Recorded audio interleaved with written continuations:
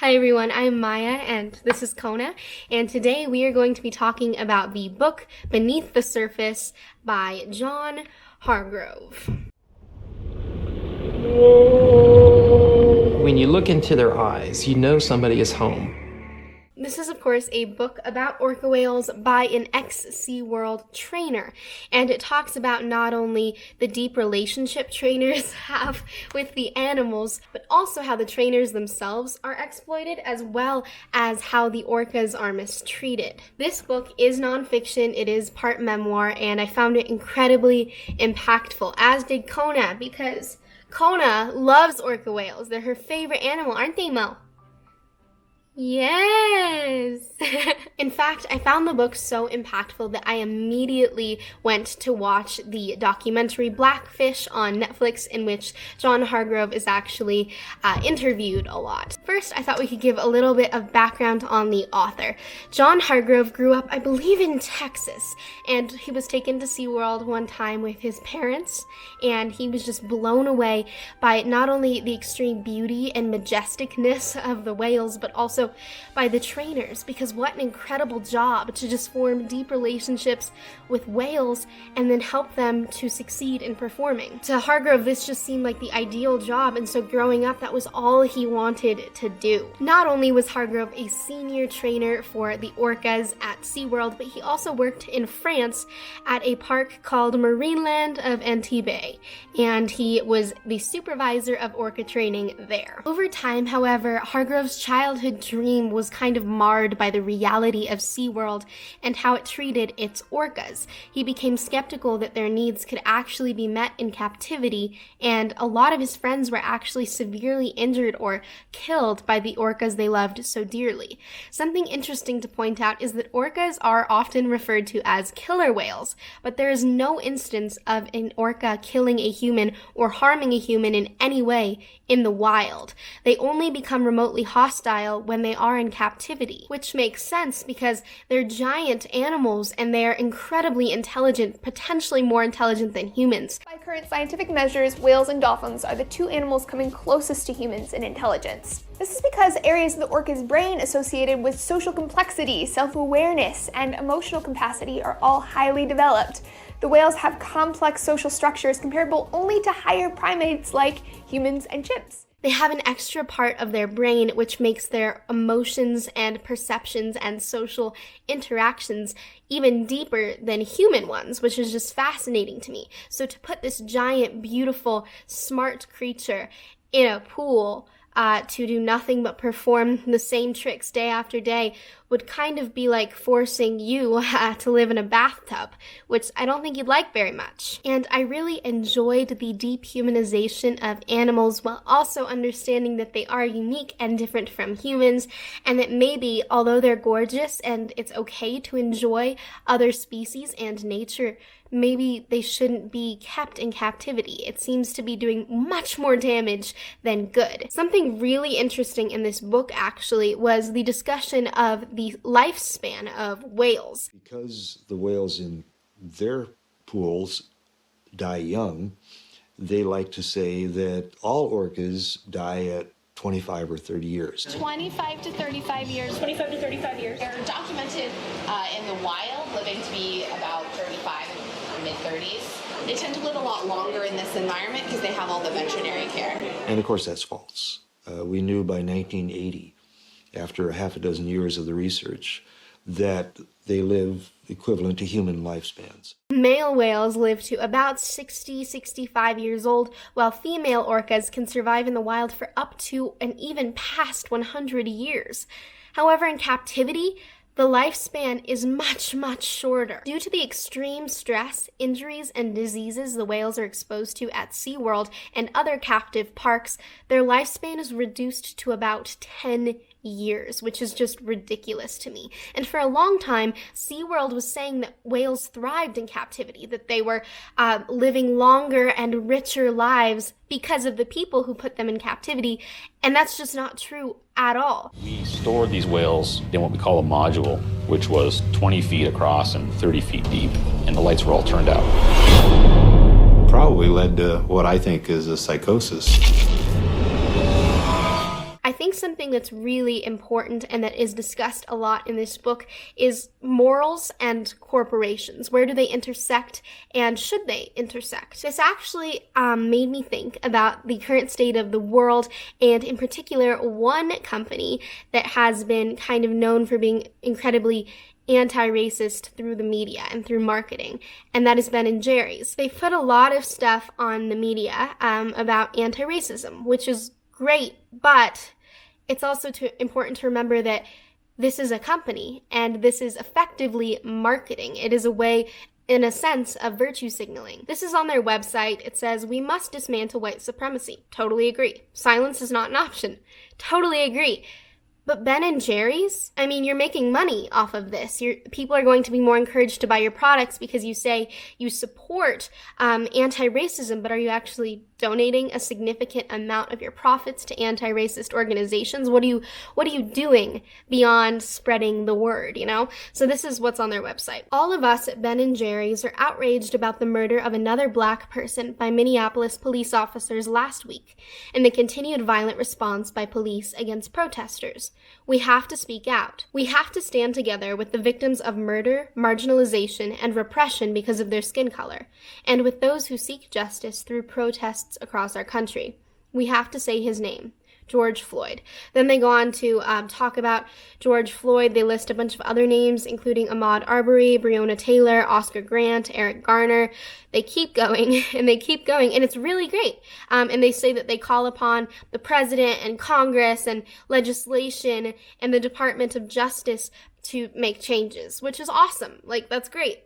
Again, it's a business. This is effectively marketing. And I think the same thing holds true for SeaWorld in a way. It's very easy for SeaWorld and companies like SeaWorld that keep animals in captivity to say, like, yeah, we're doing this because we love the animals and we want them to have better lives and richer lives, and we want to take care of them in terms of not only emotional and mental support, but also physical health. But they're a company. They're making money off of these whales. So it's in their best interest to keep them healthy.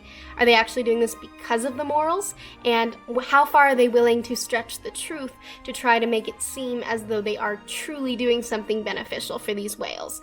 Again, I know the Ben & Jerry's example is very different, obviously, very different issues, but just a similar theme here in terms of corporations using morality for marketing, which I think is highly problematic and is discussed heavily in the book, which is great. Something that hit me really hard in this book was the separation of orca families. Orcas are incredibly social beings. In fact, they never leave their mother's side for their entire life in the wild. Orcas have matriarchal societies in general, although they do have different cultures, which is fascinating, and even different languages, different ways of communicating. Anyway, they are all matriarchal societies, and when a daughter or a son is born, they spend the rest of their life with their mother, living in her pod or in her family. They stick together, and their relationships familiarly are really important. At SeaWorld, however, two things occur here that are completely out of the ordinary in terms of how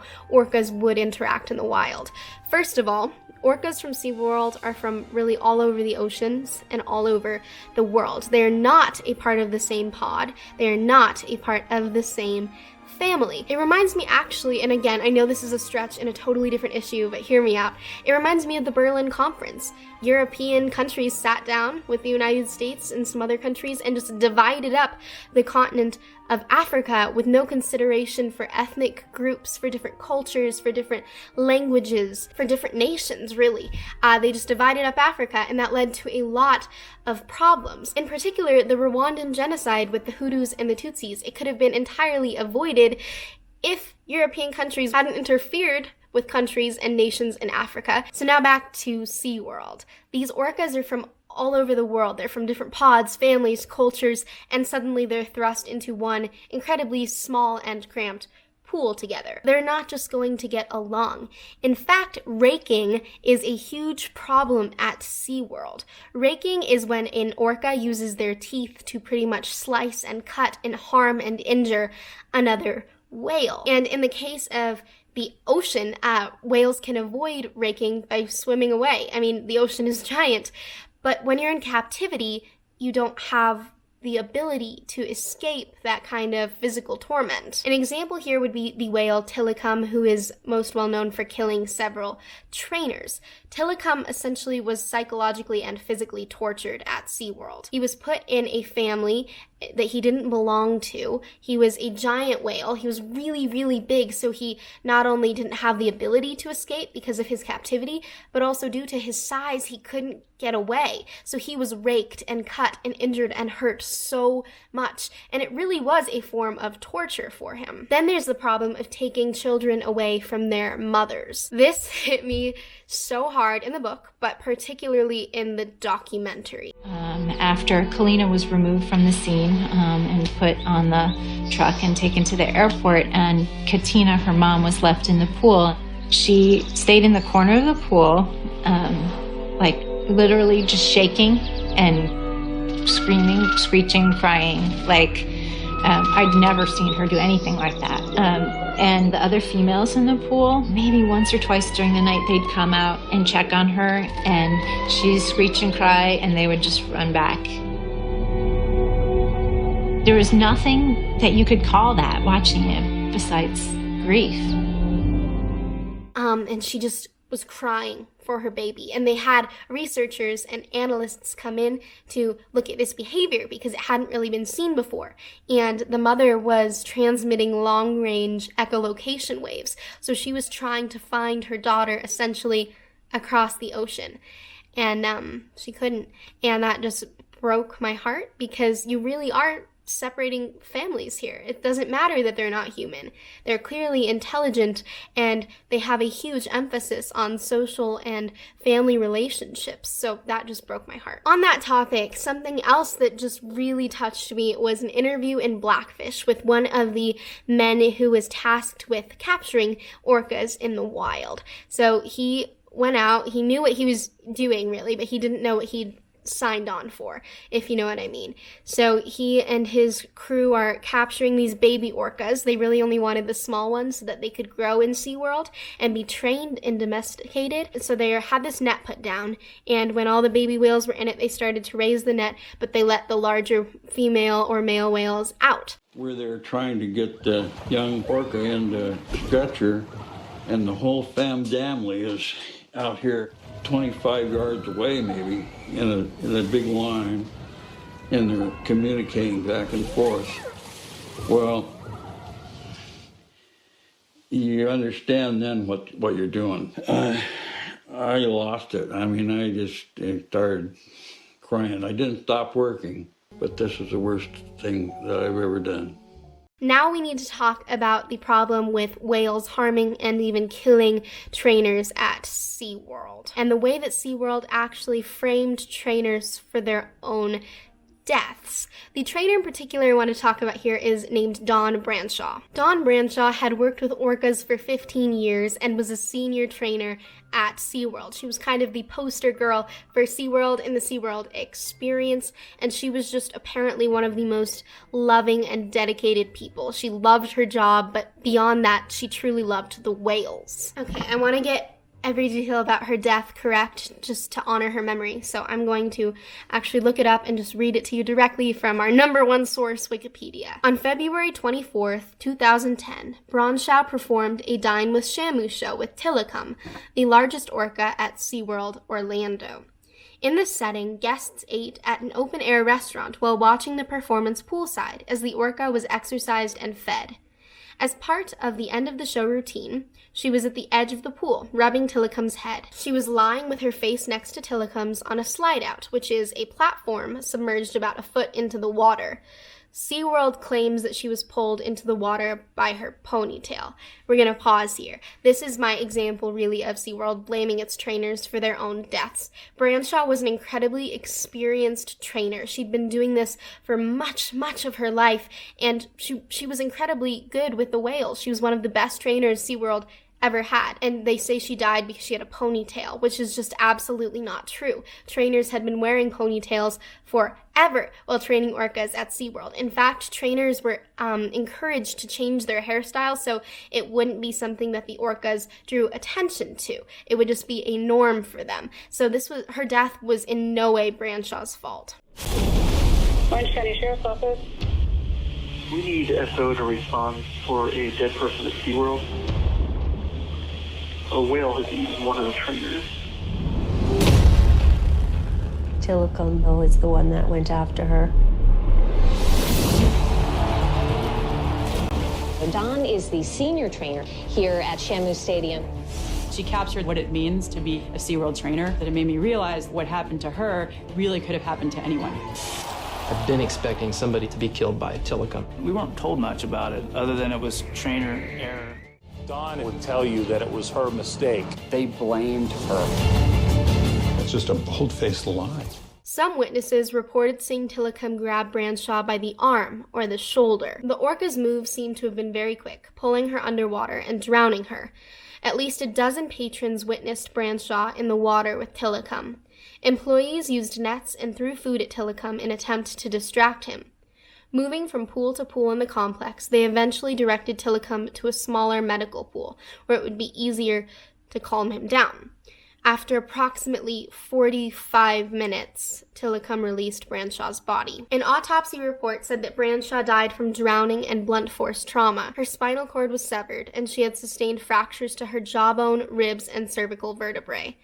Her scalp was completely torn off from her head, and her left elbow and left knee had been dislocated. So clearly she had a very brutal death that was horrifying, not only probably to SeaWorld in the sense of, oh no, what are we going to do with our business, but also just in a humane sense. Tilikum had to have been in an incredibly distorted mental state to have done that to Dawn, who was actually one of his favorite trainers, but also she just suffered a horrible, horrible death, and that then SeaWorld placed the blame on her when she was passed away and could not defend herself. It's pretty horrible. I think it's also important to say that this wasn't an isolated incident with Tilikum. He did have a violent record, so he should have been treated accordingly. But other whales did too, and SeaWorld continued to have trainers in the water with orcas knowing they were at risk. An example of this would be the orca Quito at a park in Spain, who killed a trainer named Alexis Martinez. SeaWorld tried to assert in court that it didn't know orcas would be dangerous to trainers, which is absolutely ridiculous considering their well-documented history in captivity, to be specific, because again, in the wild, there is no instance of an orca or a killer whale being violent or hostile towards a human. I think the situation, particularly with Dawn and Tilikum, shows not only how arrogant SeaWorld was and ignorant, not even ignorant, they knew exactly what could happen, and they did it anyway because they could make money off of it. So I think it shows not only their irresponsibility with trainers, but also with the whales, because again, orcas aren't violent creatures. They are carnivores, but they've never hurt a human in the wild. So they have to have suffered extremely and been put in such psychological and physical torment that they would lash out and actually mean what they were doing because they were so miserable and so furious and probably so depressed. All in all, I found this book incredibly educational, but it also made me very depressed and angry. I did appreciate that Hargrove provided a chapter or two at the end talking about what SeaWorld should do now and what actions should be taken in the future to prevent orca captivity and to protect the workers at SeaWorld. I would highly recommend you read the book, but if reading isn't for you, or if you would like to read and do this in addition, please watch the documentary. It's on Netflix. It's about an hour and a half, hour and 50 minutes, and it was phenomenal. Again, it made me cry. The interviews were super powerful. The amount of vulnerability portrayed in it was stunning to me, and just the video footage of what went on at SeaWorld and what continues in some instances to go on was just incredibly profound and eye-opening. Thank you so much for watching this video today, everyone. I hope you enjoyed, maybe learned a bit. Hope you're interested in the book. I will see you on Tuesday, and until then, I hope you're well and have a wonderful start of your week.